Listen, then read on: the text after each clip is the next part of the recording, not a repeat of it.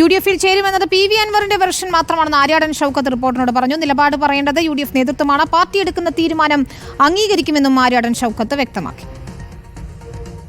ഇപ്പോൾ അദ്ദേഹം UDF-ലേക്ക് വരാൻ അദ്ദേഹം താല്പര്യം പ്രകടിപ്പിക്കുന്നു. UDF നേതാക്കളുമായി സംസാരിക്കാൻ താല്പര്യം പ്രകടിപ്പിക്കുന്നു. ഇതൊക്കെ അദ്ദേഹത്തിൻ്റെ ഭാഗത്തുനിന്ന് വേർഷനാണ്. അല്ലാതെ ഇതിൽ DMK ഇതുവരെ ഒന്നും പറഞ്ഞിട്ടില്ല, TMC ഒന്നും പറഞ്ഞിട്ടില്ല, അതുപോലെ UDF-ഉം ഒന്നും തന്നെ പറഞ്ഞിട്ടില്ല. കാരണം ഈ കാര്യങ്ങളൊക്കെ ആധികാരികമായി എൻ്റെ പാർട്ടി നേതൃത്വമാണ് അഭിപ്രായം പറയേണ്ടത്. സിനോജ് തോമസ് ഉണ്ട് വിശദാംശങ്ങളുമായി. സിനോജ്, ആര്യാടൻ ഷൗക്കത്തിനെ സംബന്ധിച്ചിടത്തോളം നിലമ്പൂർ സീറ്റ് സംബന്ധിച്ചിട്ടുള്ള ഒരു വിയോജിപ്പ് തന്നെ ആയിരിക്കുമല്ലോ ഈ പ്രതികരണത്തിന്റെ പിന്നിൽ. അൻവർ എത്തുമ്പോൾ നിലമ്പൂർ സീറ്റ് സ്വാഭാവികമായും അദ്ദേഹത്തിന് നൽകേണ്ടിയും വരുമല്ലോ.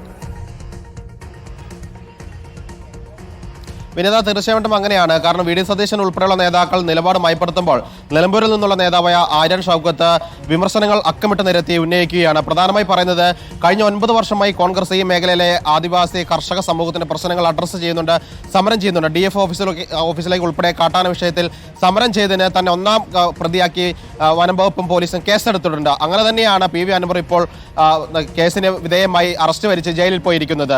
പക്ഷേ അന്ന് കോൺഗ്രസ് സമരം നടത്തുന്ന സമയത്തൊന്നും PV അൻവറിനെ കണ്ടിരുന്നില്ല. അൻവർ എവിടെ പോയിരുന്നു? അദ്ദേഹം വൈകിപ്പോയി തീരുമാനമെടുക്കാനെന്നാണ് ആര്യാടൻ ഷൗക്കത്ത് പറയുന്നത്. അതോടൊപ്പം തന്നെ ഈ മേഖലയിലെ കരിമ്പുഴ വന്യജീവി സങ്കേതവുമായി ബന്ധപ്പെട്ട സർക്കാർ നടപടിയുമായി മുന്നോട്ട് പോയപ്പോൾ കോൺഗ്രസ് ആണ് അത് ശക്തമായി എതിർത്തത്. പക്ഷേ PV അൻവർ അതിന് മുന്നോട്ട് വരികയോ എതിർക്കാനോ തയ്യാറായിരുന്നില്ല. അങ്ങനെ നിലമ്പൂരിൽ വികസനം നടത്തിയിട്ടില്ല, നടത്താൻ കഴിഞ്ഞില്ലെന്ന് CPM പറയുന്നു. ഒപ്പം PV അൻവറും പറയുന്നു. നിലമ്പൂരിൽ വികസനം നടത്താനും സിറ്റിംഗ് MLA-ക്ക് സാധിച്ചിട്ടില്ല. ആ ഘട്ടത്തിൽ PV അൻവർ എടുത്ത തീരുമാനം വൈകിപ്പോയിരിക്കുന്നു. UDF ആണ് ഇനി കാര്യങ്ങൾ തീരുമാനിക്കേണ്ടത്. UDF-ലേക്ക് പോകുമെന്ന് പറയുന്നത് അദ്ദേഹത്തിന്റെ വേർഷൻ മാത്രമാണ്. ധൃതി പിടിച്ച് നിലവിൽ UDF-ലേക്ക് ഈ PV അൻവറിനെ എടുക്കേണ്ട സാഹചര്യമില്ലെന്നും ആര്യാടൻ ഷൗക്കത്ത് വ്യക്തമാക്കുകയാണ്. വിനീത, ശരി, സിനോജ് തോമസ് ആണ് വിവരങ്ങൾ നൽകി.